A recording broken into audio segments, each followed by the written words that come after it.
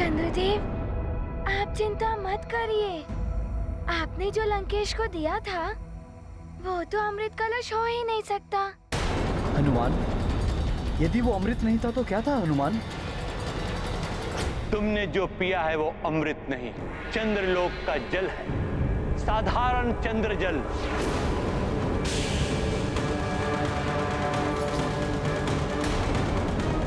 बिना पात्रता के कोई अमृत ग्रहण नहीं कर सकता। जो अमृत ग्रहण करने के योग्य पात्र होता है, मात्र वही अमृत पान कर सकता है। नहीं नहीं गुरुदेव, ये नहीं हो सकता। पात्र हूं मैं, सयोग्य पात्र हूं मैं। मां शिव भक्त हूं मैं, मां तपस्वी रावण हूं मैं। अमृत ग्रहण कर सकता हूं मैं। गुरुदेव देखिए, अमृत में अभी भी उबाल आ रहा है। देखिए गुरुदेव, ये अमृत ही है। गुरुदेव, आपको भ्रम हुआ है। लंकेश, समुद्र से घिरी हुई लंका में रहते हो, फिर भी तुम्हें स्मरण नहीं है कि पूर्णिमा और अमावस्या की रात्रि समुद्र के जल में भी उफान होता है। यह तो चंद्र जल है, इसमें तो और भी अधिक उफान होगा।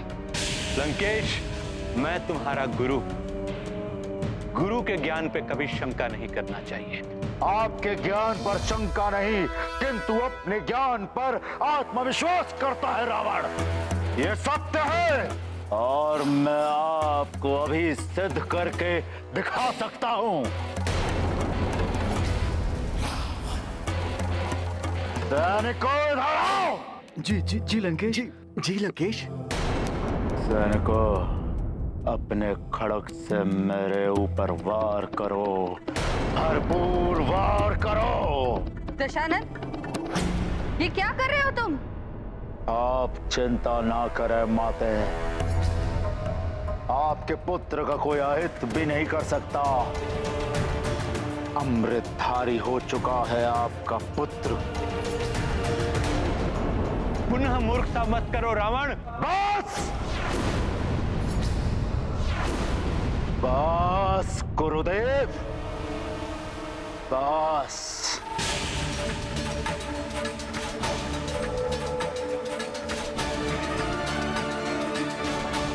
करो वार मुझ पर, भरपूर वार करो मुझ पर, मेरी देह पर वार करो। गुरुदेव की बात मानो पुत्र, ऐसा मत करो। वार करो मुझ पर, अन्यथा मैं तुम पर वार करूंगा। वार करो।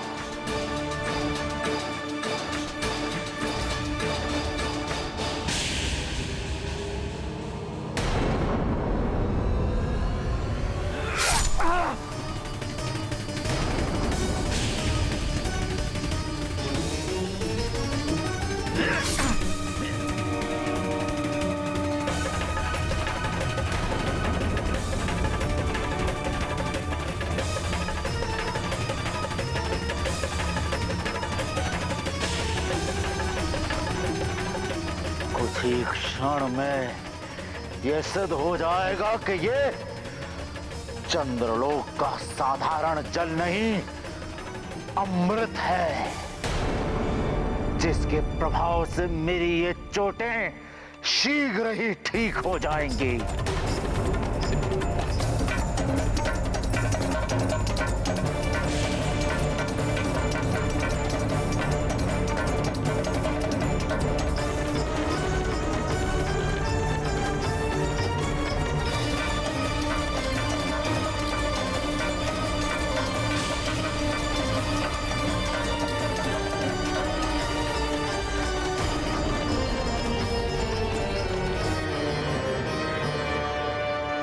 इतना समय हो गया रक्त बहते हुए लंकेश, अगर तुमने अमृत पान किया होता तो रक्त बहना बंद हो जाता। छल किया है तुम्हारे साथ चंद्रदेव ने। किंतु मैंने तो स्वयं अमृत कलश यहाँ से ले जाकर लंकेश रावण को दिया था, फिर ऐसा कैसे हुआ? स्वामी, ये जो कुछ भी हुआ हनुमान के कारण हुआ। जब हनुमान आपको यहाँ चंद्रलोक ढूंढते हुए आए थे और हम सभी अमृत की सुरक्षा को लेकर बहुत चिंतित थे, तब हनुमान ने कहा, चिंता मत कीजिए चित्रा माता, इसका उपाय भी है मेरे पास। मैं बताता हूँ आपको कि कैसे हो सकती है अमृत की सुरक्षा।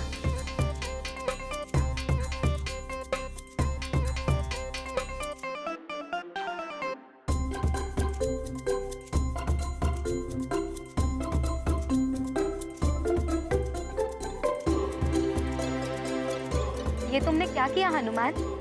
माता, आप ही ने बताया था ना कि ये मंत्र किसी को स्मरण नहीं रहता। इस पुस्तक से ही मंत्र का जाप किया जाता है। हाँ, किंतु हनुमान, तुमने तो मंत्र का पृष्ठ हटाकर अन्य स्थान पर रख दिया। और इस प्रकार तो मंत्र त्रुटिपूर्ण हो जाएगा। और इससे क्या होगा? जब कोई आपकी इच्छा के विरुद्ध ही अमृत ले जाने का प्रयास करेगा, तो मंत्र के दोषयुक्त उच्चारण से उसे अमृत की नहीं, जल की प्राप्ति होगी। किंतु हनुमान, फिर अमृत कैसे प्राप्त होगा? यदि आपको अमृत प्राप्त करना है तो स्मरण कर लीजिए। मैंने पुस्तक के चतुर्थ पृष्ठ को द्वितीय पृष्ठ पर रख दिया है। उसे पुनः अपने स्थान पर रख देंगी तो मंत्र पुनः ठीक हो जाएगा। अर्थात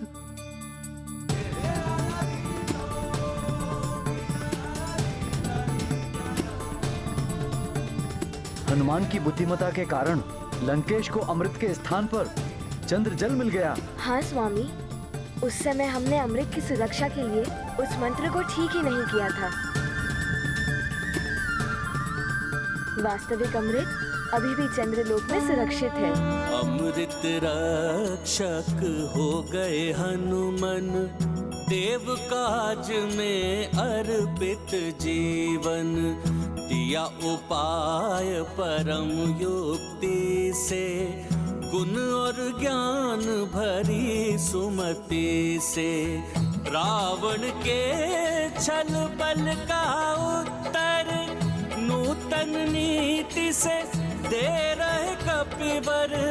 अंजनी लाल नीति के सागर, तुम्हारे तेज से जगत उजागर। गाथा महाबली हनुमत की, रुचिकर लीला राम भगत की। जय जय जय रघुनंदन राम, जय जय जय महाबली हनुमान।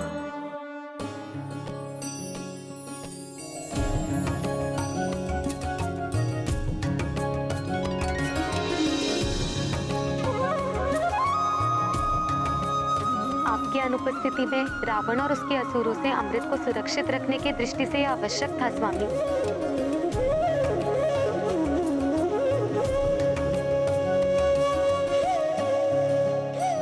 हनुमान, तुमने मेरी शनि दशा से ही रक्षा नहीं की। मुझे घोर पाप से बचाकर मुझ पर बहुत बड़ा उपकार किया है तुमने। चंद्रदेव, ये सब जो हुआ है सब मेरी माँ के आशीर्वाद के प्रताप से ही हुआ है। अन्यथा मैंने तो राक्षसों से सुरक्षा के लिए किया। हनुमान, तुमने अमृत कलश की सुरक्षा केवल राक्षसों से ही नहीं की है, अपनी माँ का भी वचन पूर्ण किया है तुमने। अब तक तो रावण को ज्ञात हो गया होगा कि वो अमृत अमृत नहीं, केवल चंद्र जल है।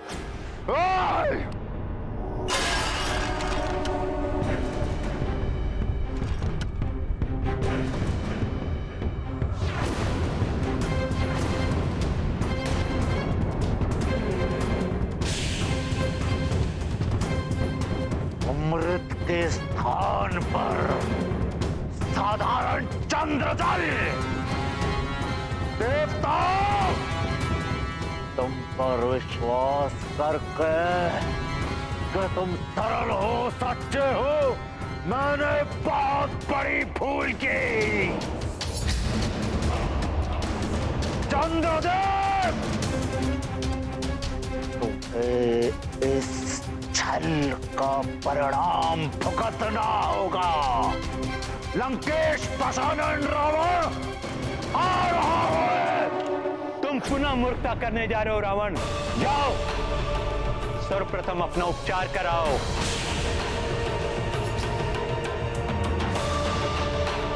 स्वार्थ में अंधा होकर जब मनुष्य किसी से चालाकी करता है तो वो ये नहीं जान पाता कि कभी कभी उसी की चालाकी उसके लिए संकट बन सकती है, जैसा कि रावण के साथ हुआ। दूसरी ओर परमार्थ के लिए हनुमान के द्वारा की गई चालाकी ने अमृत को असुरों के हाथ में जाने से बचा लिया।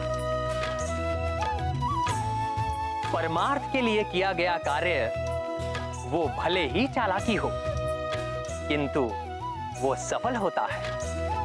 विजय सदैव सत्य की ही होती है। मैं तुम्हारी माता का बहुत आभारी हूं हनुमान। तुमने उनके वचन को निभाया और मेरी शनि दशा से रक्षा हो पाई। तुम्हारी माता को मेरा नमन।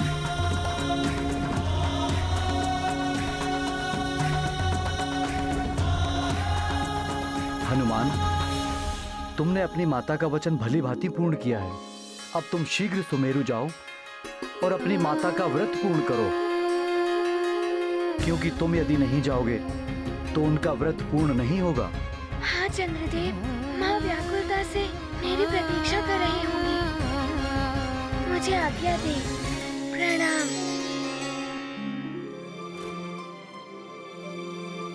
आप सब माताओं को भी प्रणाम।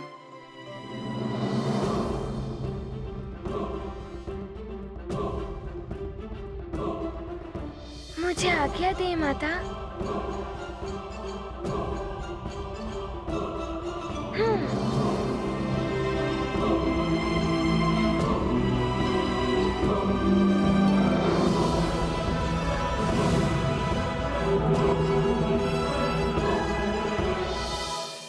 सत्य है, हनुमान जगत का संकट मोचक है। मारुति संकट मोचन बन कर लिया सृष्टि का सब संकट हर। मन में रख कर माँ का ध्यान, लौट रहे घर परम सुजान। मंगल जननी जन्म भूमि का सुफल कपीश्वर नवल भूमिका। तेजवंत हनुमंत की जय हो, केसरी नंदन जय जय जय हो। गाथा महाबली हनुमत की, रुचिकर लीला राम भगत की। जय जय जय रघुनंदन राम, जय जय जय महाबली हनुमान।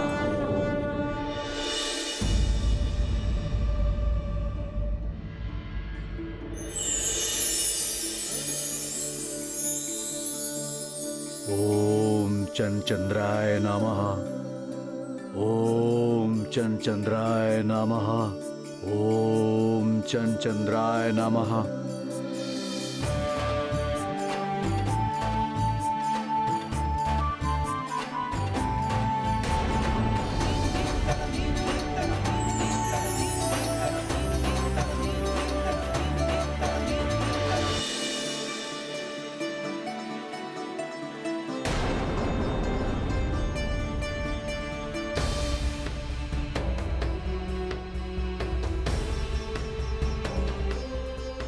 अंजना,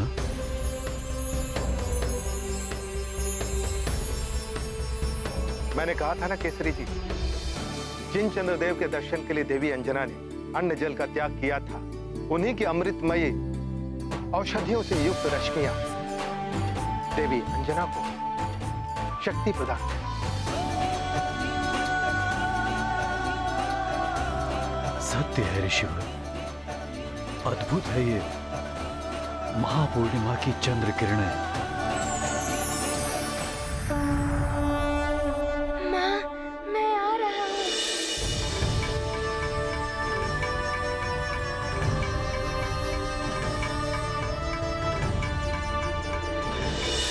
बहुत कष्ट में होंगी आप माँ, किंतु मैं आपका व्रत पूर्ण करा के शीघ्र ही आपके सारे कष्ट मिटा दूंगा।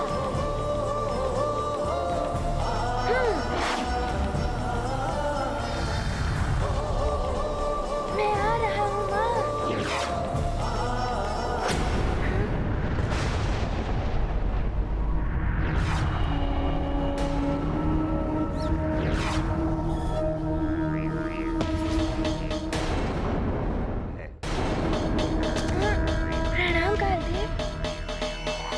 कुछ क्षण ठहरो हनुमान, मुझे तुमसे कुछ कहना है। मुझे क्षमा करें कालदेव, मेरी माँ ने 3 दिनों से निर्जला व्रत रखा है। अब महापूर्णिमा के चंद्र भी उदित होने को हैं। मुझे शीघ्र जाकर मुझे माँ का व्रत पूर्ण कराना है। मेरे बिना उनका व्रत पूर्ण नहीं होगा। अर्थात तुम्हारे पास इतना भी समय नहीं है कि कुछ क्षण ठहर कर तुम मेरी बात सुन सको? ऐसा नहीं है कालदेव, मैं आपकी बात सुनूंगा। तो मेरी माँ का एक एक क्षण कितना कष्टकारी व्यतीत हो रहा होगा। मुझे इस वक्त सुमेरु में होना चाहिए था कालदेव। मुझे आज्ञा दे कालदेव, मुझे जाना होगा। प्रणाम।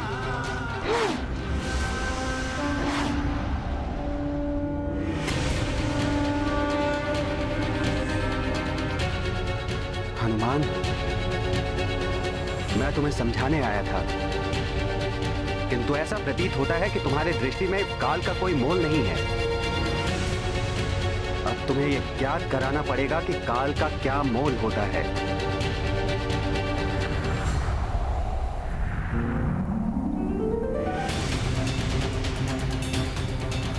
माँ का व्रत पूर्ण कराने की शीघ्रता में मैंने कालदेव के प्रति कोई अभद्रता तो नहीं कर दी।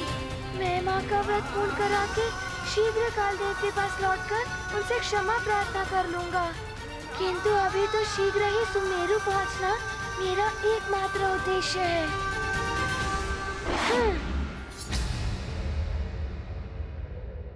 अंजना, हनुमान अपने उद्देश्य में सफल हो गया है। देखो, चंद्रदेव अपनी पूर्ण भव्यता के साथ आकाश पटल में प्रकाशित हो रहे हैं।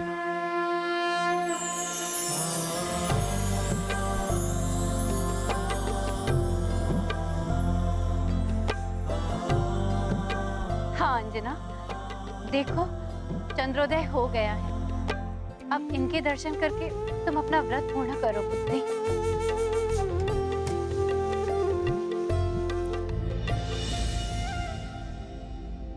मैं अपने पुत्र हनुमान के बिना कैसे अपना व्रत पूर्ण कर सकती हूँ? उसने भी तो व्रत रखा है।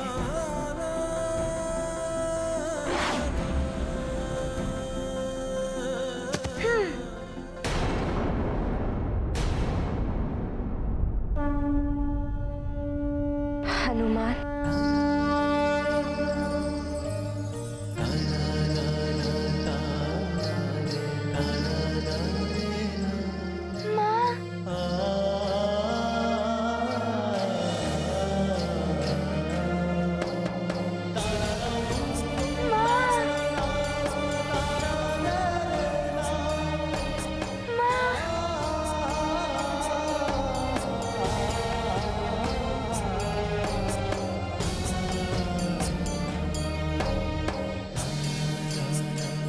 हमारा हनुमान लौट आया अंजना।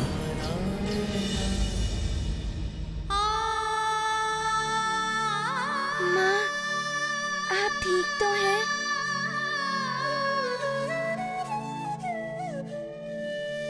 हाँ पुत्र, अब मुझे अपने चंद्र के दर्शन हो गए। मैं ठीक हो गई। माँ, मैंने चंद्रदेव की रक्षा करके आपके वचन को पूर्ण कर दिया है। मैं जानती थी पुत्र कि तुम मेरे वचन का पालन करने के लिए कुछ भी कर सकते हो। मुझे तुम पर गर्व है पुत्र हनुमान। केसरी जी, जो पुत्र अपने माता पिता के दायित्व को, उनके वचन को पूर्ण करने के लिए प्राण प्राण से प्रयास करे, उस पुत्र पर तो सारा संसार गर्व करता है।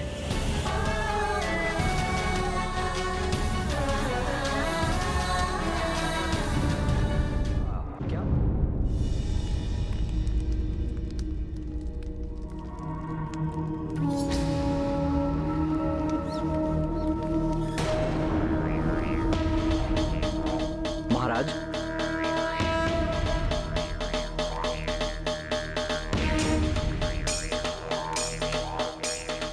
क्या बात है महाराज कालदेव? कुछ विचलित से प्रतीत हो रहे हैं। क्या हनुमान ने आपकी बात नहीं मानी? हनुमान ने प्रकृति के नियम तोड़े हैं। मुझसे यह भूल हुई कि मैंने उसे उस समय कुछ नहीं कहा जब वो काल चक्र को विपरीत दिशा में घुमा रहा था। या फिर उस समय जब उसने मेरी तप भंग करने की उदंडता की। हनुमान ने अपने पूर्व काल में कई अनुचित कार्य किए हैं जिससे नियम भंग हुए हैं। यदि उसे नहीं रोका गया तो अनुचित कार्य और भी बढ़ते रहेंगे। हनुमान, तुमने जो प्रकृति के विरुद्ध अनुचित कार्य किया है वो तुम्हें दंड का भागी बनाता है। तुम्हारे अनुचित कार्य के लिए तुम्हें दंड भोगना होगा।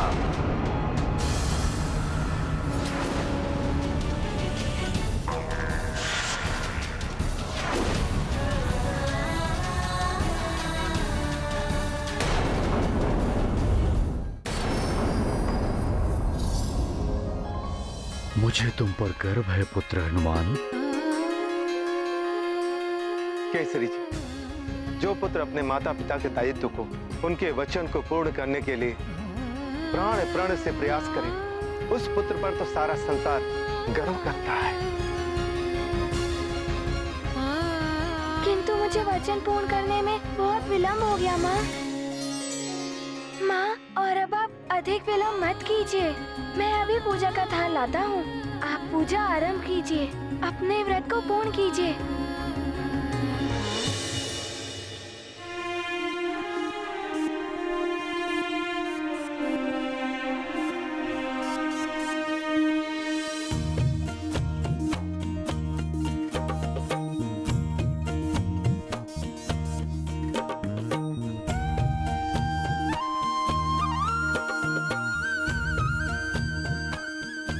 चंद्र पूजन आरंभ करो पुत्री अंजना।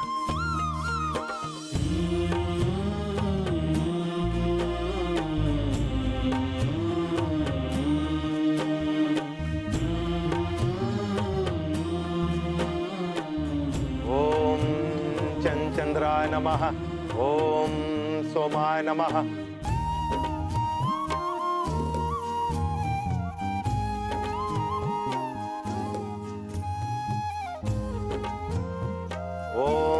सुधाकराय नमः, ओम शशधराय नमः, ओम चंगनिशीनाथाय नमः।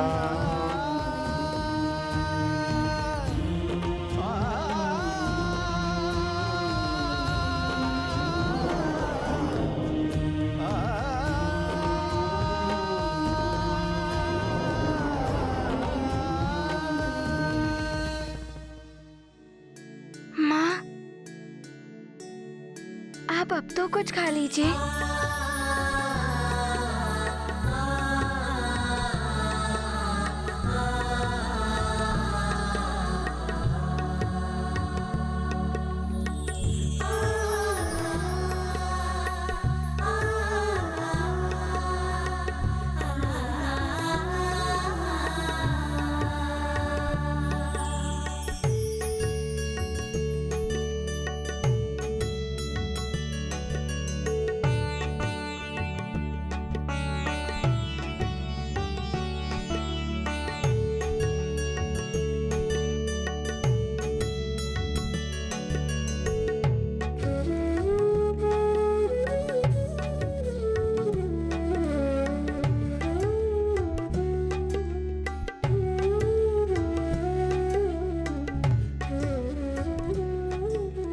हनुमान, तुम्हारे हाथ से भोजन करके तुम्हारी माँ के देह में अनुपम शक्ति आ गई है।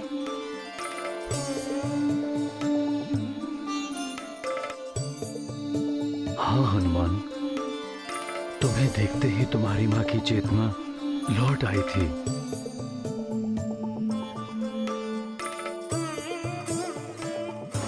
हनुमान, ये तो बताओ कि शनिदेव इतने अधिक क्रोधित थे चंद्रदेव के साथ, तो उन्होंने चंद्रदेव को क्षमा कैसे कर दी?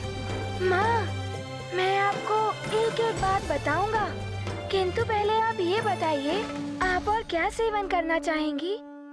पुत्र हनुमान, मेरी भूख, प्यास, सुख, आनंद सब तुमसे ही है पुत्र। तुम नेत्रों के समक्ष हो तो मेरा मन यूं ही तृप्त हो जाता है।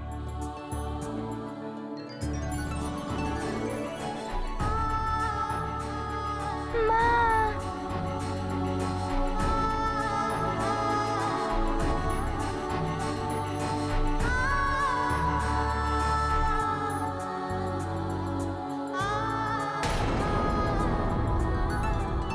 का सच्चा आनंद पुत्र के स्पर्श और दर्शन में है। पुत्र का सुख माता के आंचल में।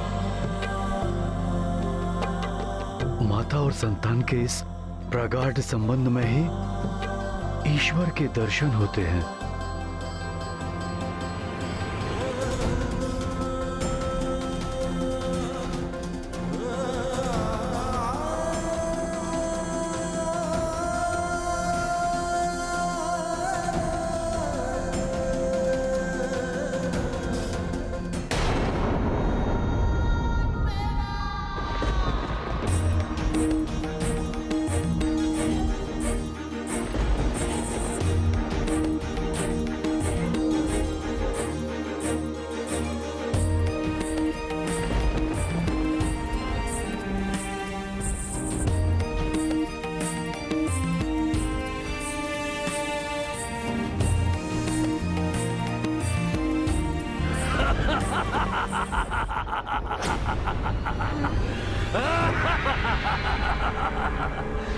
समय आ चुका है हनुमान, तुम अब कुछ नहीं कर पाओगे। ये विशालकाय छाया क्या है ये तो कोई आसुरी माया प्रतीत हो रही है। मैं जो हूँ तुम्हें शीघ्र ही ज्ञात हो जाएगा।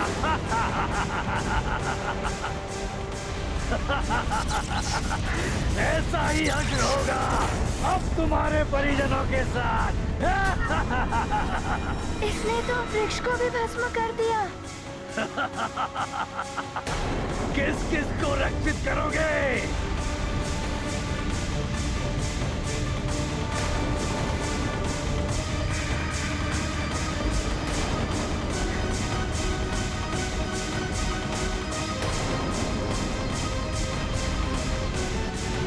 रुक जाओ वहीं। कौन हो तुम? क्यों आए हो यहाँ? ये क्या? ये तो मुख्य द्वार की ओर बढ़ रही है।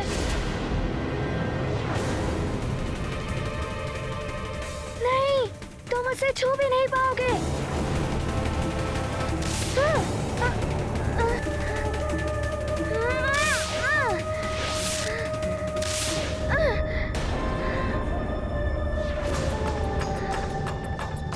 ये क्या?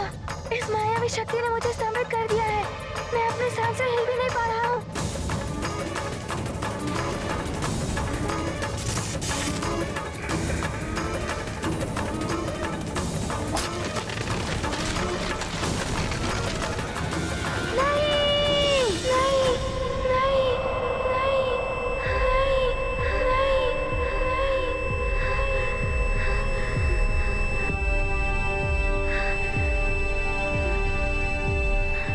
स्वप्न, ये तो बहुत ही भयानक स्वप्न था। हनुमान, माँ,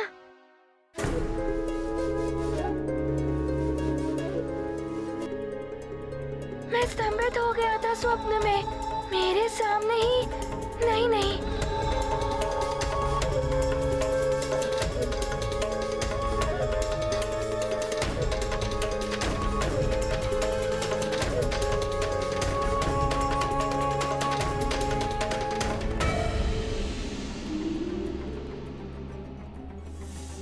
क्या हुआ मेरे लाल?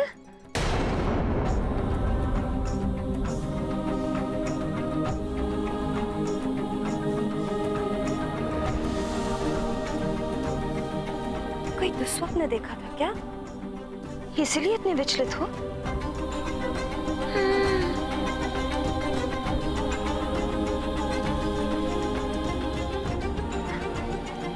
स्वप्न तो मिथ्या है, भ्रम है। और फिर जब दृढ़ इच्छा शक्ति हो ना, तो मनुष्य परिस्थितियां ही नहीं अपना भविष्य भी बदल देता है।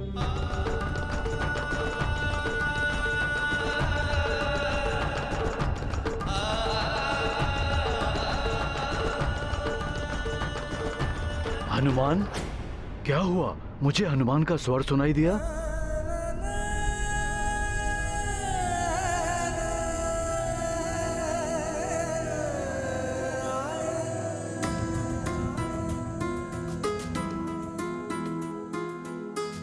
स्वप्न देखा था, इसीलिए तनिक विचलित हो उठा है। पुत्र हनुमान, ये महादेव के चरणों में चढ़ाए हुए पुष्प हैं। इन पुष्पों को अपने शीश के निकट रखकर सोओगे तो तुम्हें दुस्वप्न नहीं आएंगे।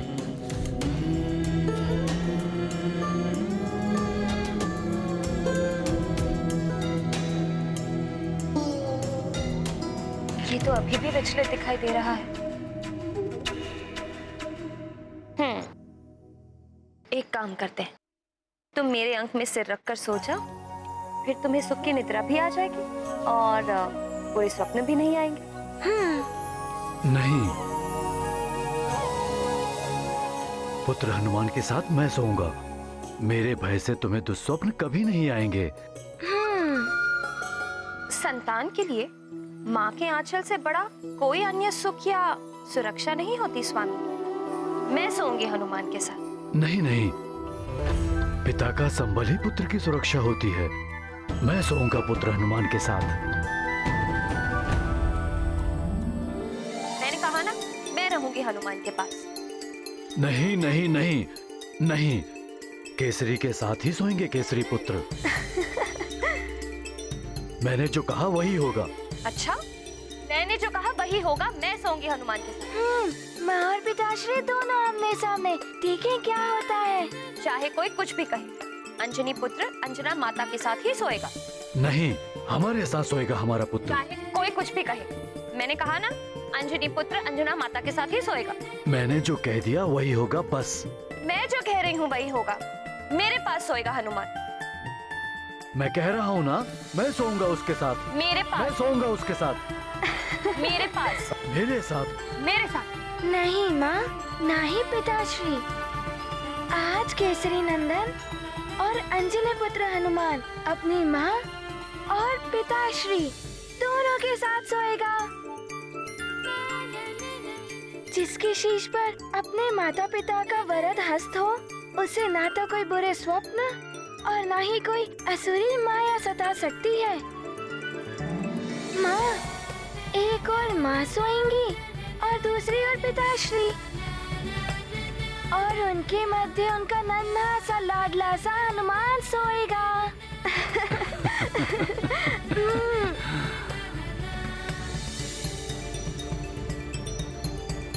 पुत्र हनुमान, ऐसे दुस्वप्न से विचलित होकर शीघ्रता से कार्य नहीं लेना चाहिए। स्वयं को हानि पहुंचती है। परिस्थिति कितनी भी कठिन हो, मन को शांत रखकर उसका सामना करना चाहिए। अच्छा पिताश्री, बहुत दिन हो गए आपकी गदा का सामना नहीं किया। गदा युद्ध अभ्यास। हाँ हाँ पुत्र, अवश्य। कल प्रातः हम गदा अभ्यास करेंगे, किंतु उसके लिए अभी आपको निद्रा लेनी होगी। हाँ हनुमान, सो जाओ। माँ,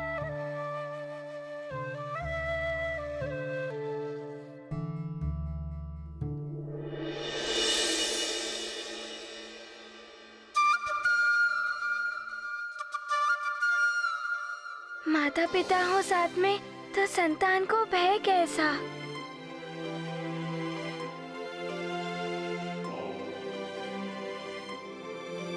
हनुमान, क्या हुआ पुत्र?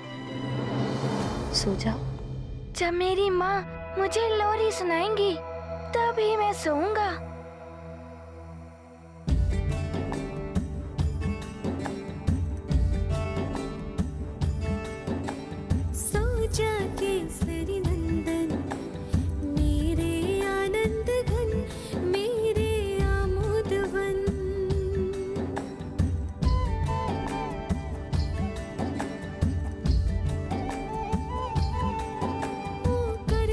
छन छन यही कहता कंकन।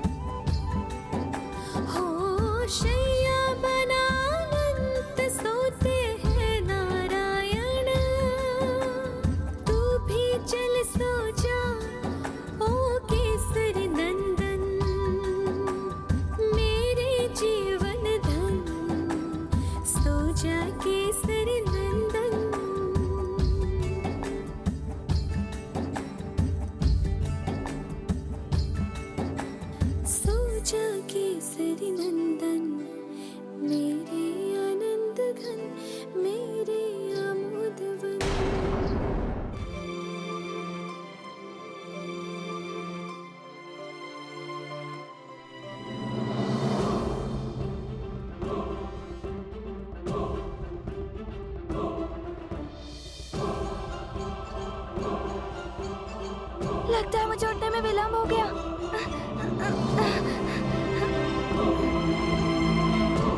गदा? हाँ, पिताश्री ने कहा था कि प्रातःकाल में हम गदा अभ्यास करेंगे।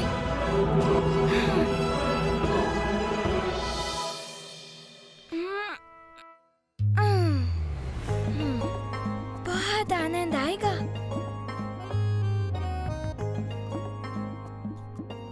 माँ, आप कहाँ जा रहे हो पुत्र? मुंह हाथ धो लो, पहले कुछ खा लो फिर जाना। नहीं माँ, पहले मैं पिताश्री के साथ गदा अभ्यास करूँगा, फिर कुछ करूँगा। मुंह हाथ तो धो। नहीं माँ, बाद में धो लूँगा।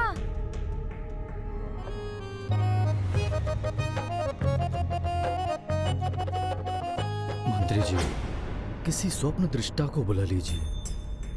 हनुमान ने कल रात को कोई दुस्वप्न देखा था। जी महाराज। पिताश्री!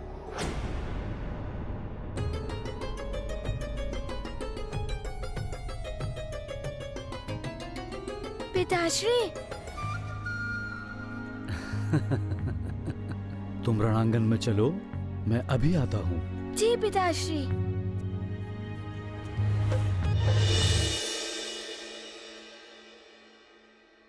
पिताश्री अभी तक नहीं आए। प्रणाम युवराज, आज आप रणांगण में?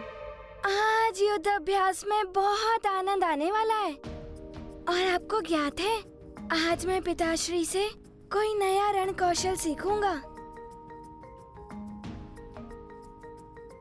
और आप सबको ज्ञात है, मेरे पिताश्री को कितनी सारी रण कौशल की नीतियाँ आती हैं। उन्हीं से तो मैंने सीखकर उन सारे असुरों को परास्त किया था।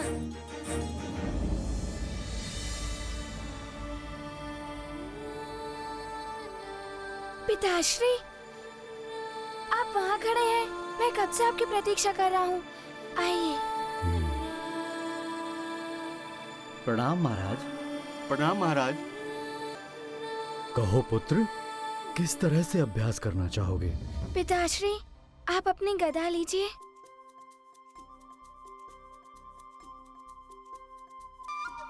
अच्छा पिताश्री, आज आप मेरी गदा लीजिए और अपनी गदा से अभ्यास करने दीजिए मुझे।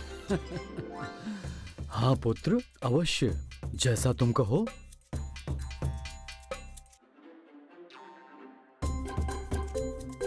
अब आनंद आएगा। पिताश्री, अब आरंभ करें। मैं तो कब से सजग खड़ा हूँ पुत्र।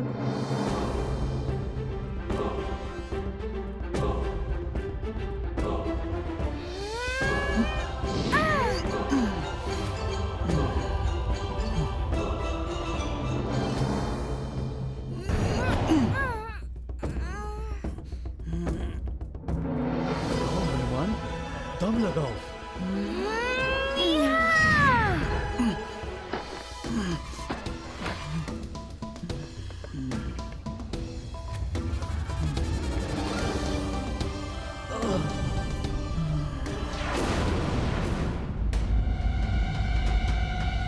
पिताश्री, क्या हुआ पिताश्री? क्या हुआ? कुछ भी नहीं हुआ पुत्र।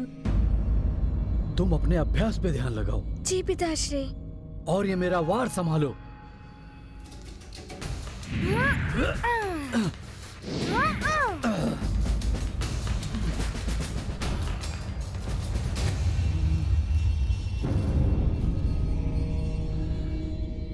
ये लीजिए।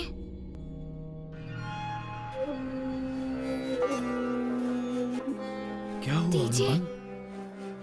कुछ भी नहीं हुआ पुत्र। नहीं, आप दीजिए ना।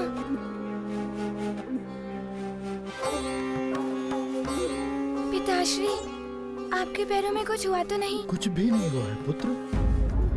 मेरी गदा लाओ। नहीं पिताश्री, आप चलिए वहाँ। हनुमान, मैंने कहा मुझे कुछ भी नहीं हुआ है। पिताश्री, मैं कह रहा हूँ, चलिए विराजिए वहाँ। हनुमान। पिताश्री, चलिए ना आप।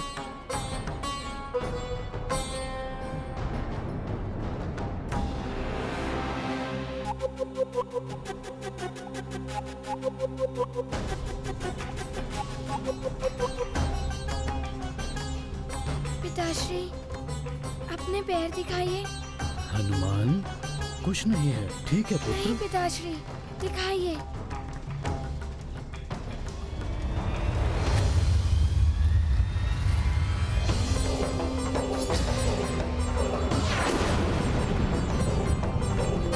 ये क्या पिताश्री, आपके पाँव में इतने सारे छाले पड़ गए। आपको बहुत पीड़ा हो रही होगी ना?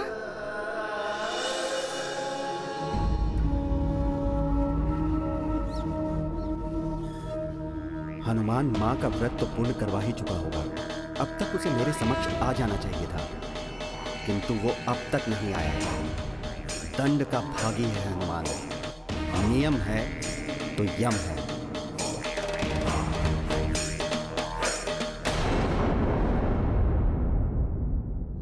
हनुमान, माँ देखिए ना, पिताश्री के पाँव में कितने छाले पड़ गए हैं। बहुत पीड़ा हो रही होगी इन्हें। मुझे ज्ञात है हनुमान, जिस प्रकार तुम मेरे लिए कुछ भी करने के लिए सदैव तत्पर रहते हो, उसी प्रकार तुम्हारे पिताश्री ने मेरे स्नेहवश मेरे प्राण बचाने का प्रयास किया। इसीलिए उनके पांव में छाले पड़ गए। किंतु ऐसा क्या हो गया था? ये मतिंग ऋषि के कहने पर चंद्रजल लाने के लिए चंद्रगिरी पर्वत पर बिना पादुकाओं के गए थे।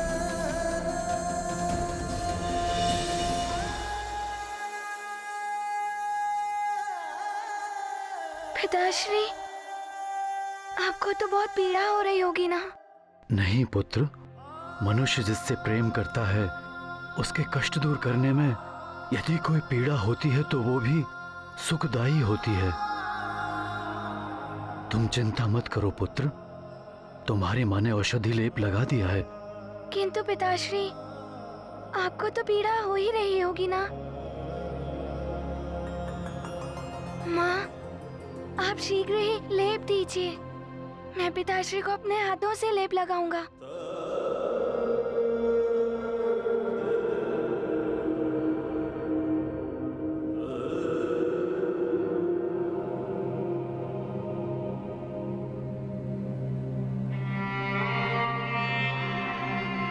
पिताश्री, पाँव रखिए यहाँ। पिताश्री, मैं नहीं था ना, इसलिए आपको इतना कष्ट उठाना पड़ा। किंतु आपने बताया तक नहीं और आप मेरे लिए युद्ध अभ्यास करने लगे।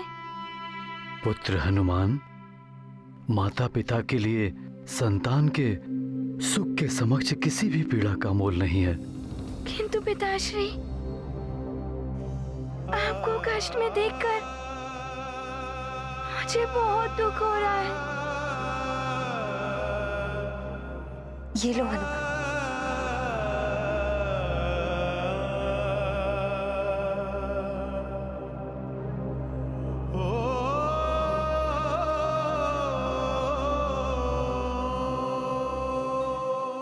पिताश्री, मैं लेप लगाऊंगा तो आपकी सारी पीड़ाएं दूर हो जाएंगी।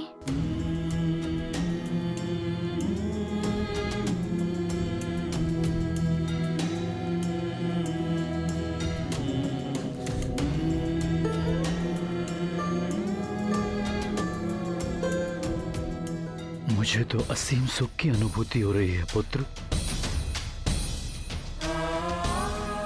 माता पिता को सबसे बड़ा सुख तभी प्राप्त होता है जब उसकी संतान उसकी सेवा करती है।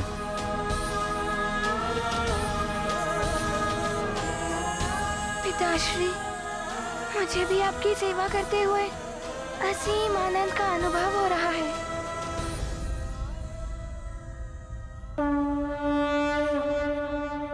ये गाथा महाबली हनुमत की, रुचिकर लीला राम भगत की। जय जय जय रघुनंदन राम, जय जय जय महाबली हनुमान। सच्चे सुत हैं मारुति धीर, मातु पिता सेवा व्रत वीर। जनक जननी सेवा अनमोल, जग में कौन लगाए मोल। आज्ञा पालन हनुमत धर्मा, सेवा कर्म सुपावन कर्मा। मारुति पुत्र बिरल जग माही, तुम समान सुत को नहीं चाहिए। गाथा महाबली हनुमत की, रुचिकर लीला राम भगत की। जय जय जय रघुनंदन राम, जय जय जय महाबली हनुमान। उस अबोध बालक को तो ज्ञात भी नहीं है कि जिन देवताओं और सृष्टि के लिए उसने बार बार कष्ट सहे, अपने प्राण संकट में डाले, वही देवता उसके विरुद्ध देव सभा का आयोजन कर रहे हैं।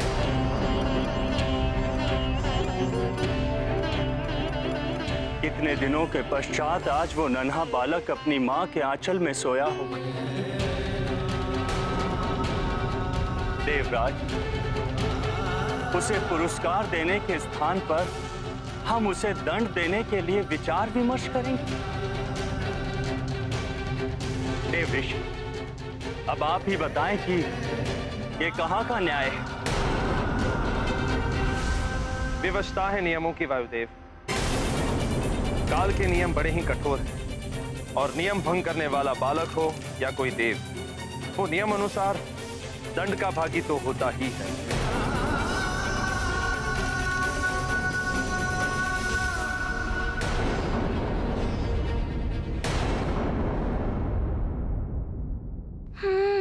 वो स्वप्न, किंतु पिताश्री तो वैसे भी कष्ट में है। उन्हें स्वप्न के विषय में बताऊंगा तो वो और विचलित हो जाएंगे। मैं स्वयं ही स्वप्न के विषय में समझने का प्रयास करता हूँ।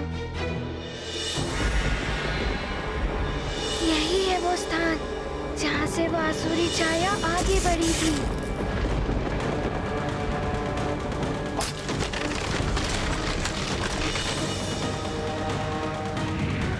नारायण नारायण।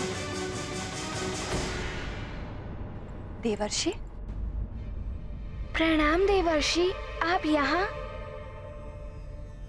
हनुमान, अभी जो कुछ भी घटित हुआ था उससे कुछ परिस्थितियां निर्मित हो गई हैं तुम्हारे विरुद्ध, जिनका सामना तुम्हें करना होगा पुत्र।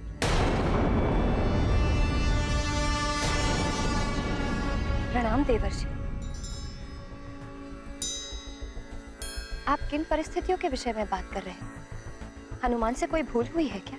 देवी अंजना, अंधकार को दूर करने के लिए ज्योति स्वयं को जलाती है, इसे ज्योति की भूल कहेंगे क्या? ऐसी ही कुछ भूल हुई है हनुमान से, किंतु इसे भूल समझने वाले देवताओं ने हनुमान को दंड देने के लिए देव सभा बुलाई।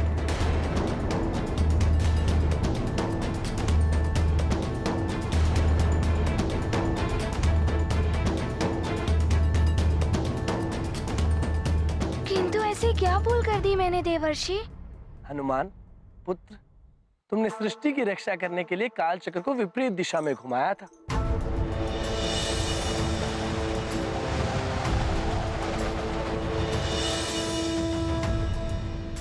जिससे समय असंतुलित हो गया और ग्रह नक्षत्रों की स्थिति परिवर्तित हो गई। यही भूल थी तुम्हारी।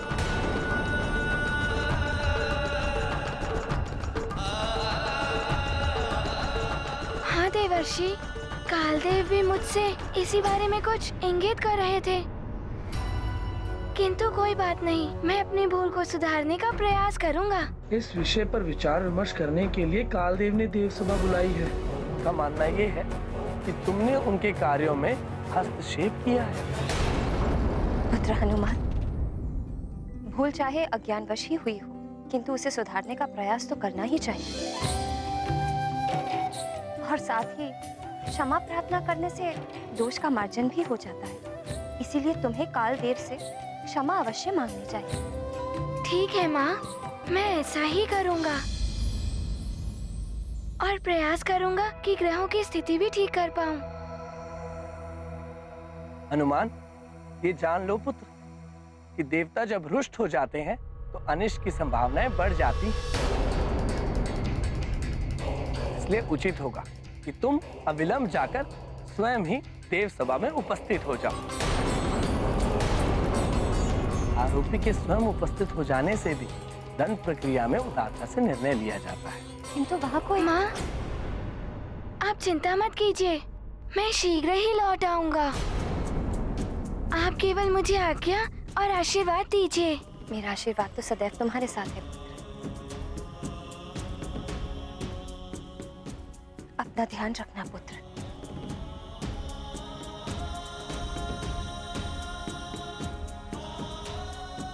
प्रणाम देवर्षि। नारायण नारायण।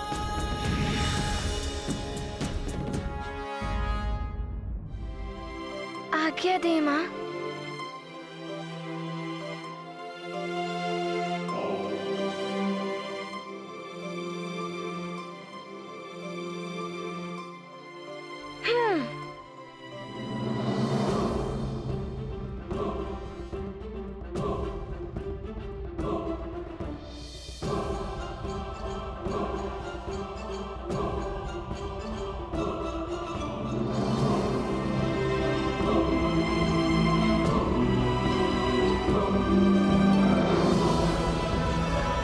नक्षत्र तो यही है, किंतु मुझे तो ज्ञात ही नहीं है कि इनकी पूर्व की स्थिति कैसी थी।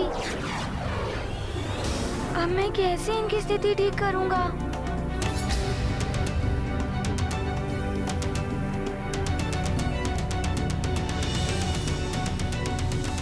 ये लो जल से भरा पात्र। इस जल से भरे पात्र को लेकर तुम्हें संपूर्ण सृष्टि की परिक्रमा करनी है, और ये स्मरण रहे कि परिक्रमा लगाते हुए तुम्हें मार्ग में जितने भी उल्कापिंड मिले तुम्हें उनकी गणना करनी है। गुरुदेव सूर्यदेव, शिक्षा ग्रहण करते हुए मैंने पूरे ब्रह्मांड का भ्रमण किया था। उस समय को स्मरण करना होगा, तो ही मैं इन सारे ग्रह नक्षत्रों की स्थिति ठीक कर पाऊंगा।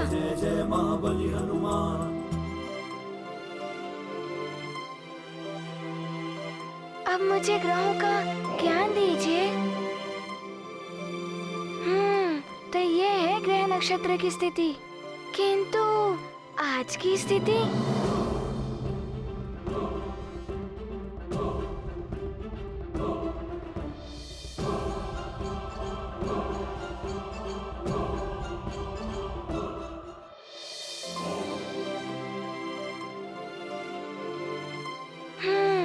अब पूर्व की स्थिति और आज की स्थिति की तुलना करता हूँ।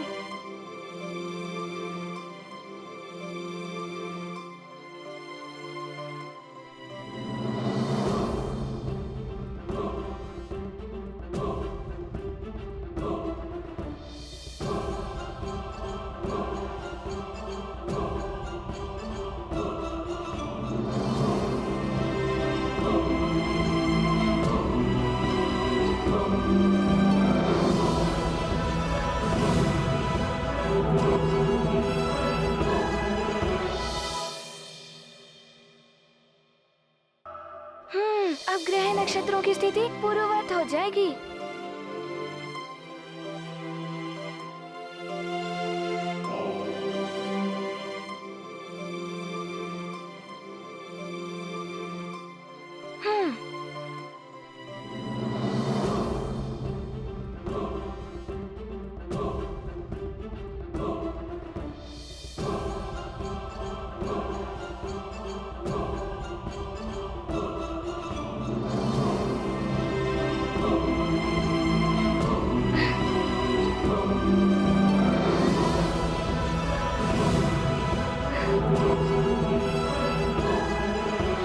हनुमान, तुमने मेरे बुध ग्रह को पुनः अपनी कक्षा में स्थापित कर दिया है।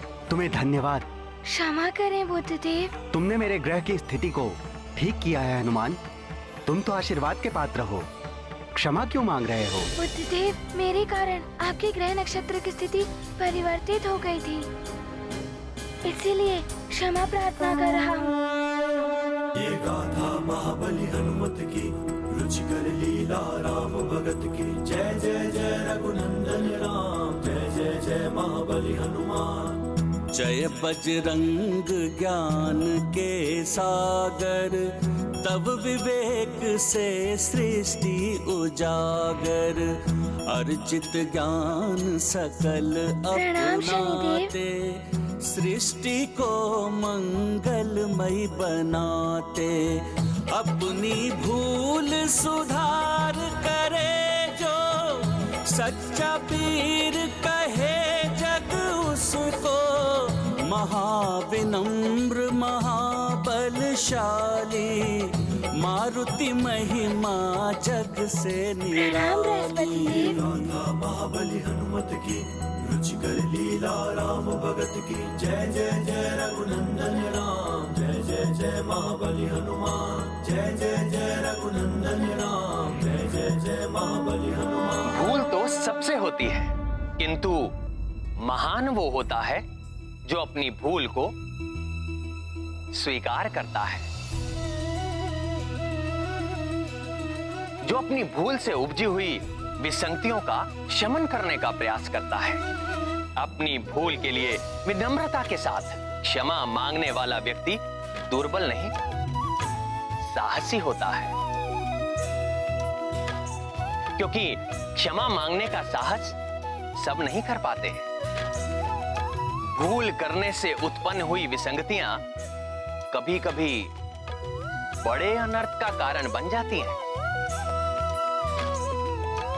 अतः यदि कोई भी भूल हो तो शीघ्र ही उसे स्वीकार करके उसका निवारण करना चाहिए।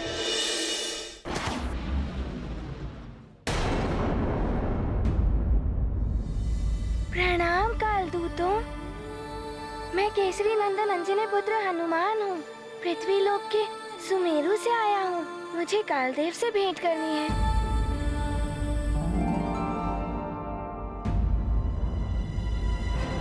हनुमान, अब तुम यहाँ क्या करने आए हो? पहले तो तुम्हारे पास कालदेव के लिए समय ही नहीं था। मुझे क्षमा करें चित्रगुप्त जी, उस समय मुझे मेरी माँ का वचन एवं व्रत भी पूर्ण करना था, और मैंने कालदेव से ये भी कहा था कि मैं वापस आऊंगा और उनसे क्षमा मांगूंगा।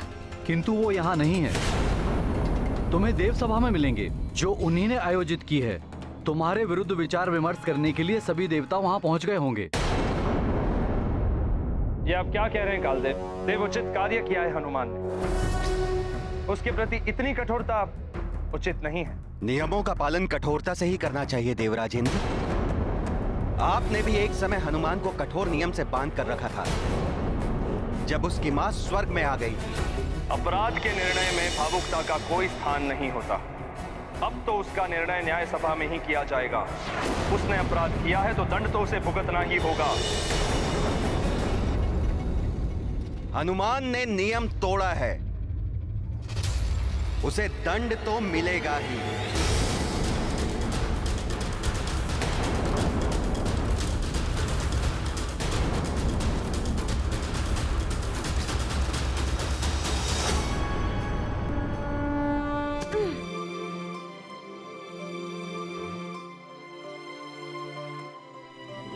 प्रणाम देवगणों। कल्याण वस्तु। प्रणाम कालदेव। हनुमान, तुम्हारा स्वागत है सभा में। क्षमा करें देवराजेंद्र, हनुमान इस समय अतिथि नहीं आरोपी है। आप उसका स्वागत कैसे कर सकते हैं?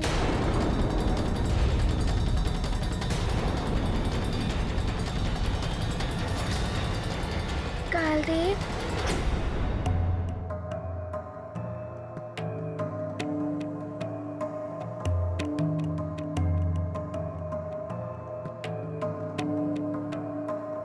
कालदेव, आपका रुष्ट होना तो स्वाभाविक ही है। मैं आपसे क्षमा मांगने ही आया था। मुझे क्षमा कर दीजिए।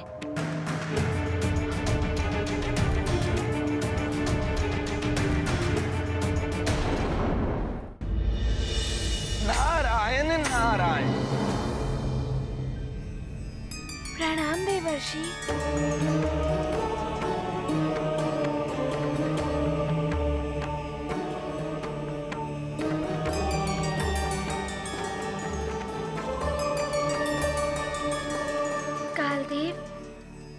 स्वीकार करता हूँ कि मैं अपराधी हूँ, किंतु मैंने सृष्टि की ही रक्षा के लिए ये सब किया। मुझे ज्ञात है कि तुमने सृष्टि को बचाने के लिए अज्ञानवश ये सब किया है। कालदेव, भले ही अज्ञानवश हनुमान से सृष्टि के नियम भंग हुए हैं, किंतु हनुमान का कार्य परोपकार की श्रेणी में आता है और परोपकार के लिए पुरस्कार दिया जाता है, दंड नहीं।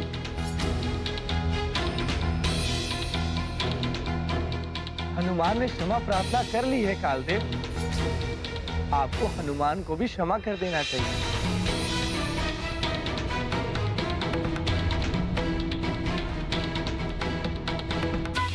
आप मुझे क्षमा कर देंगे ना कालदेव? हनुमान, सृष्टि को बचाने की प्रक्रिया में सृष्टि का नियम भंग हुआ है और यदि नियम भंग करने वाले को यूं ही क्षमा मिलती रही तो अराजकता फैल जाएगी। नियम का पालन कोई नहीं करेगा। पुत्र कालदेव, सृष्टि की रक्षा करने में आप भी असमर्थ रहे थे। हनुमान ने जो भी किया है वो परिस्थिति के अनुसार उचित था। नहीं पिताश्री, वो उचित नहीं था। हनुमान ने काल के कार्य में हस्तक्षेप किया था। काल चक्र विपरीत दिशा में घूम रहा था। ग्रह नक्षत्र की स्थिति परिवर्तित हो गई थी। कालदेव, जिन ग्रह नक्षत्रों की स्थिति प्रभावित हुई थी उन्हें मैंने यथावत कर दिया है। उनकी स्थिति को ठीक करके तुम क्षमा के पात्र नहीं हो जाते हो हनुमान।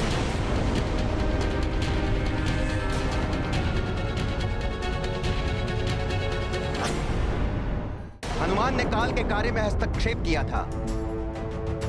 काल चक्र विपरीत दिशा में घूम रहा था। ग्रह नक्षत्र की स्थिति परिवर्तित हो गई थी।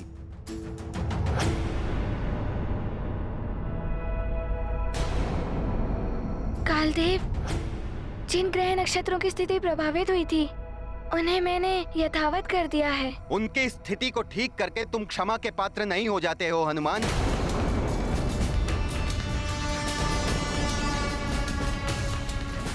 किंतु कालदेव, हनुमान ने अमृत की रक्षा करके हम सभी देवताओं पर बहुत बड़ा उपकार किया है। देवराज, मैं कालदेव की बात का समर्थन करता हूं। जो नियम तोड़ेगा वो दंड का पात्र तो होगा ही, और यदि नियम का पालन नहीं करना है तो नियम बनाने की आवश्यकता क्या है?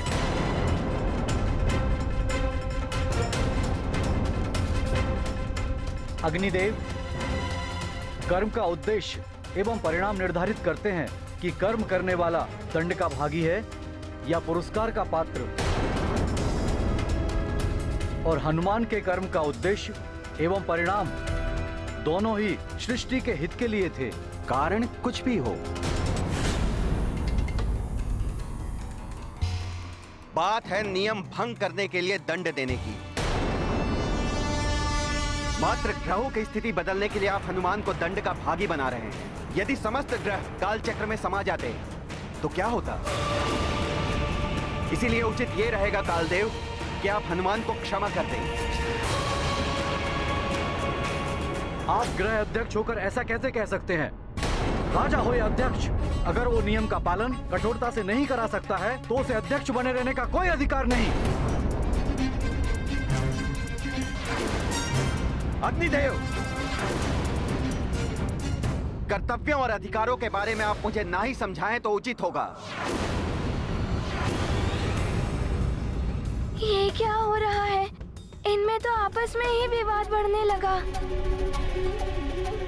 अग्निदेव, कालदेव, यदि अमृत असुरों के हाथ आ जाता तो हम सब देवता असुरों के द्वारा बंदी बन जाते।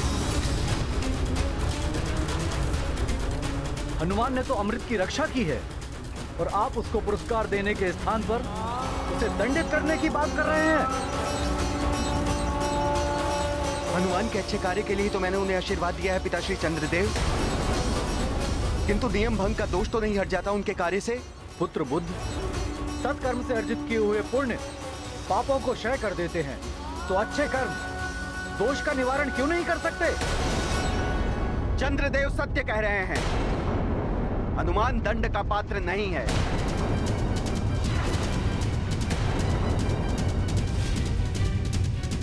नियम तोड़ने का दंड हनुमान को मिलना ही चाहिए।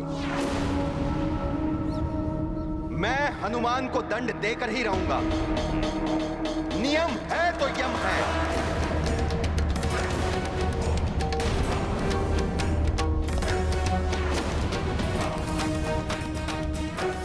मेरी एक छोटी सी भूल इतने बड़े विवाद का रूप ले लेगी, ऐसी तो मैंने कल्पना भी नहीं की थी। कहीं इनमें देव संग्राम न छिड़ जाए।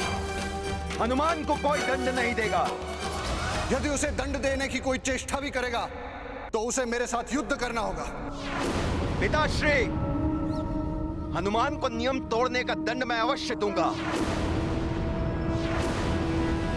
सृष्टि का नियम ही है ये, जैसी करनी वैसी भरनी।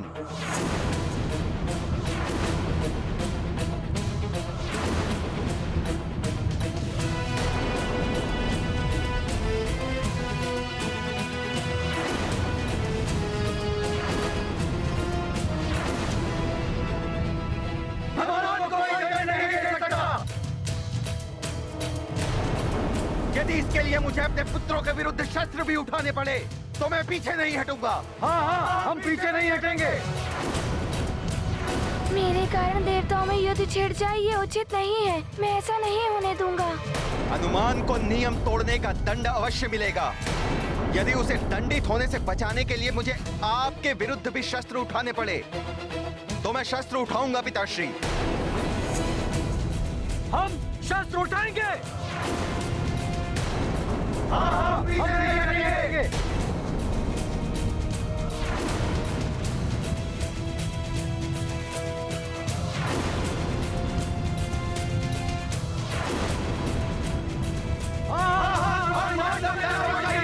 रुक जाइए आप सब, रुक जाइए।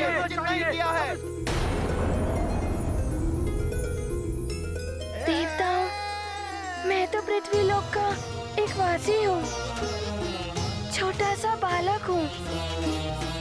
मेरे कारण आप सब आपस में युद्ध मत कीजिए।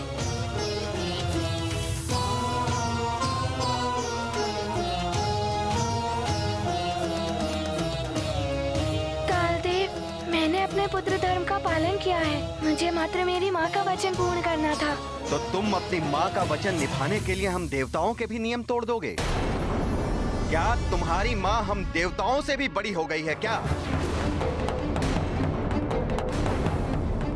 हाँ कालदेव, एक पुत्र के लिए उसकी माँ का आंचल उसका संसार होता है।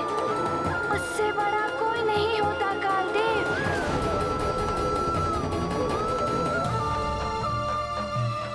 कालदेव, मेरी जननी देवी है मेरी माँ।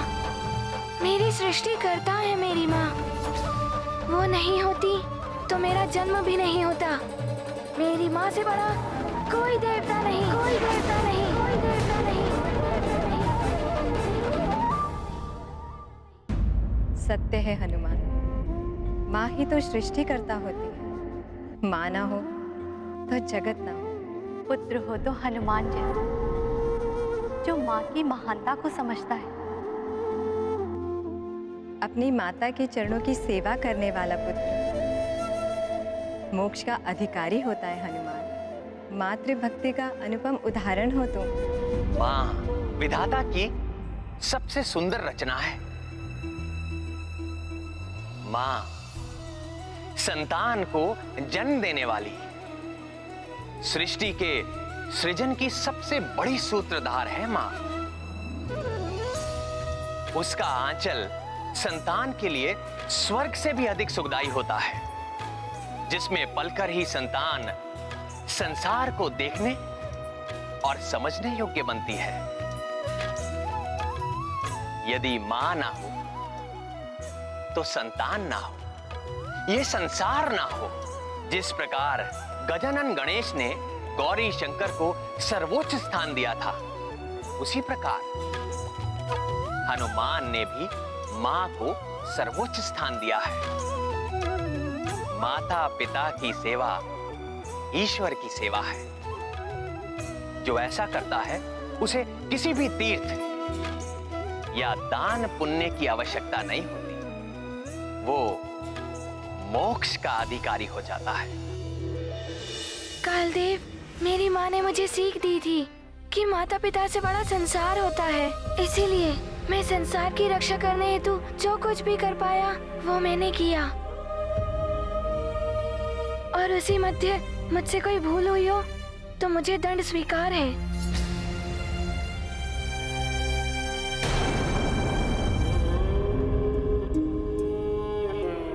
सूर्यदेव, आप सब देवताओं ने मेरा पक्ष रखा, उसके लिए मैं आप सबका आभारी हूँ। किंतु मैं जानता हूँ यदि मेरी माँ को ज्ञात हो गया कि उनके पुत्र के कारण समस्त देवताओं में युद्ध छिड़ गया है तो उन्हें बहुत दुख होगा, और उनके दुख से बड़ा दंड मेरे लिए और कुछ नहीं होगा।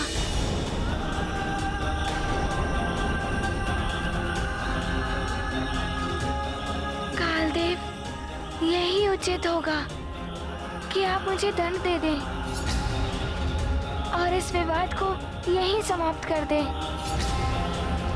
मैं दंड के लिए प्रस्तुत हूँ।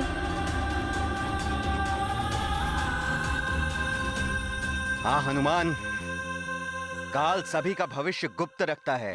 समय से पहले किसी को भी ज्ञात नहीं होता कि काल कब कहां कैसे क्या कर सकता है। तुम्हारा दंड भी तुम्हें तभी ज्ञात होगा जब तुम्हारा दंड पूर्ण होगा। अब जाओ और अपने दंड पूर्ण होने की प्रतीक्षा करो। जैसी आपकी इच्छा कालदेव, मुझे आज्ञा दें। मेरी माँ व्याकुलता से मेरी प्रतीक्षा कर रही होंगी। प्रणाम कालदेव। प्रणाम देवगणों।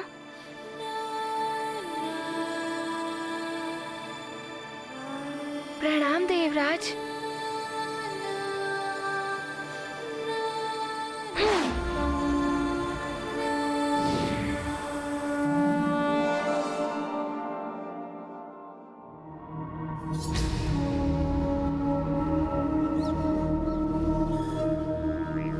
मुझे भी आज्ञा दीजिए। प्रणाम।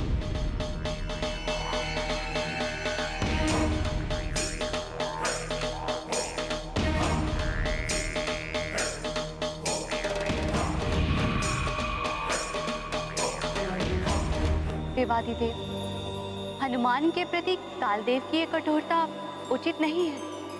देवेश्वरी, धूप जहां पातिक के लिए असहाय होती है, वहीं संसार के लिए जीवन दायिनी शक्ति होती है। वृक्ष की छाया पथिक को सुखद प्रतीत होती है, वही छाया वृक्ष के नीचे उगने वाले पौधों के विकास के लिए बाधक होती है। अतः उचित अनुचित का दृष्टिकोण सबका भिन्न भिन्न होता है।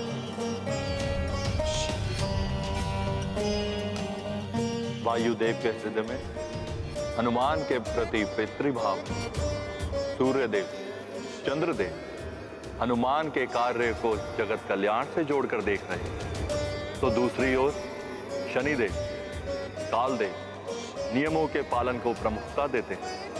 तो कुछ ऐसे भी हैं जो उचित अनुचित का निर्णय अपने अहंकार से करते हैं और अपने निर्णय को ही सर्वोपरि समझते हैं।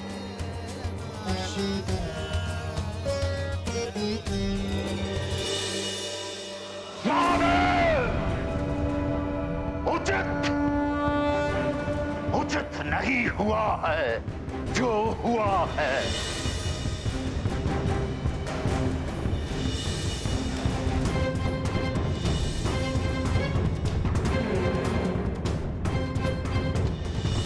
तुमने जो पिया है वो अमृत नहीं, चंद्रलोक का जल है, साधारण चंद्र जल। बड़ी स्वभाव है। संसार के समस्त असुरों के सामने अपमान किया गया। आपके परम ज्ञानी रावण का अपमान किया गया। और क्यों हुआ यह अपमान? इस अपमान का कारण है वो जिसे आपने अपने शीश पर बैठा रखा है। कपटी चंद्रदेव ने छला है मुझे।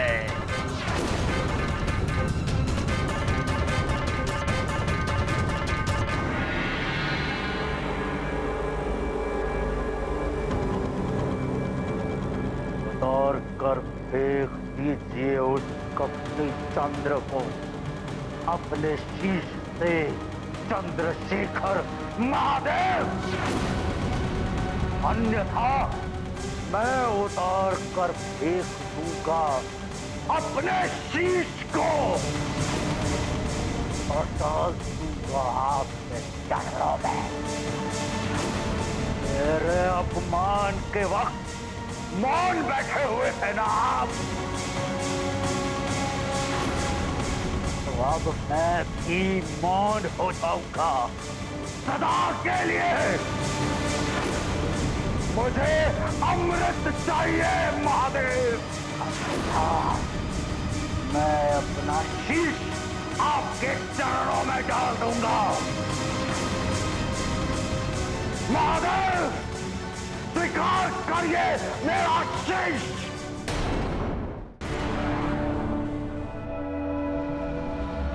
समय से पहले किसी को भी ज्ञात नहीं होता कि काल कब, कहां, कैसे, क्या कर सकता है। तुम्हारा दंड भी तुम्हें तभी ज्ञात होगा जब तुम्हारा दंड पूर्ण होगा। अब जाओ और अपने दंड पूर्ण होने की प्रतीक्षा करो। अच्छा होता कालदेव दंड के विषय में बता देते, ना जाने क्या दंड देंगे वो, किस रूप में देंगे। भवन के द्वार पर कोई है, कुछ देखा सा प्रतीत हो रहा है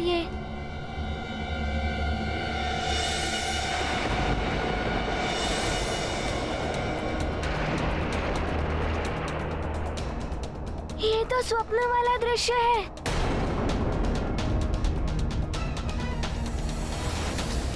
सैनिक, ये कार्य अति आवश्यक है, शीघ्र हो जाना चाहिए। कहीं ये पिताश्री तो नहीं?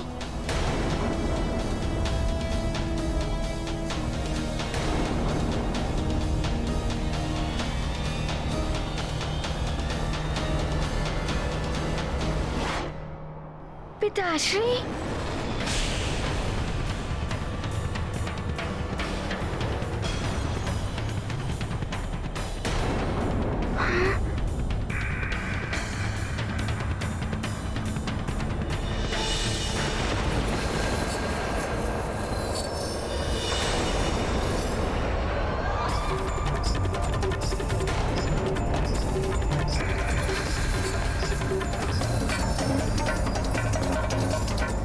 ये छाया स्वप्न में जो देखा था वो तो सत्य हो रहा है।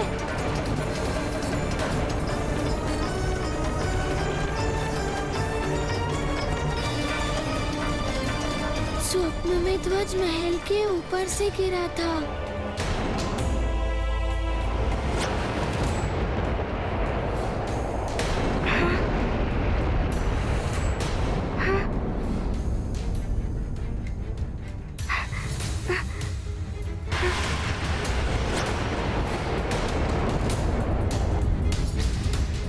ये क्या?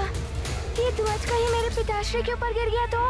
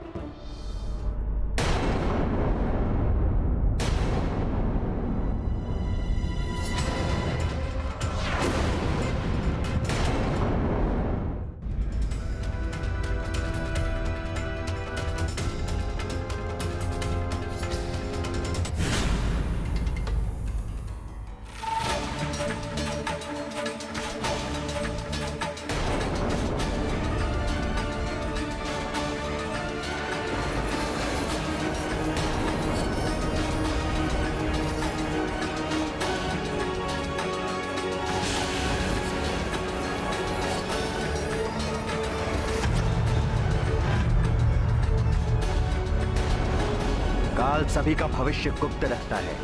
समय से पहले किसी को भी ज्ञात नहीं होता कि काल कब, कहां, कैसे, क्या कर सकता है। तुम्हारा दंड भी तुम्हें तभी ज्ञात होगा जब तुम्हारा दंड पूर्ण होगा। अब जाओ और अपने दंड पूर्ण होने की प्रतीक्षा करो। कहीं ये कालदेव का दंड तो नहीं है, किंतु दंड मुझे मिलना चाहिए। पिताश्री पर संकट क्यों आया, और वो भी ठीक स्वप्न की बातें। ये क्या पहेली है? क्या करूं? किससे पूछो स्वप्न के विषय में? नहीं नहीं, मैं किसी को कुछ नहीं बताऊंगा स्वप्न के विषय में, नहीं तो सब बहुत चिंतित हो जाएंगे।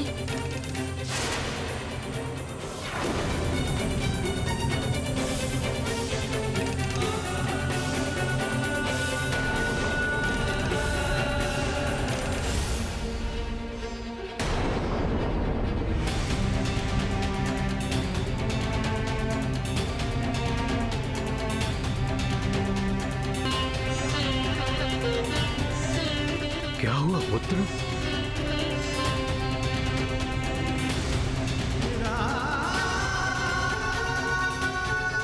हनुमान,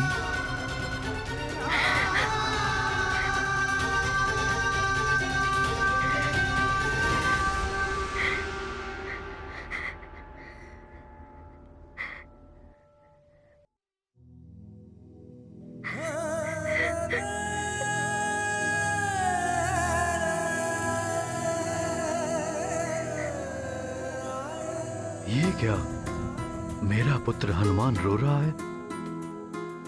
कितने असुरों को परास्त करने वाला हनुमान, सारी सृष्टि के संकट हरने वाला हनुमान रो रहा है।